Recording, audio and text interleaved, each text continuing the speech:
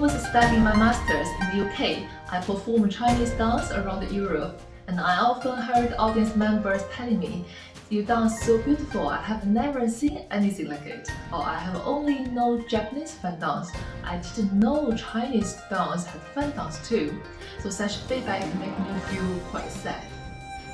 So in 2017, we set up UK China Performing Arts to promote the spread of Chinese dance and Chinese culture in the UK. 6, 7, 8 from the front to the side, and make it taller and stretch your arm, and from side back to front.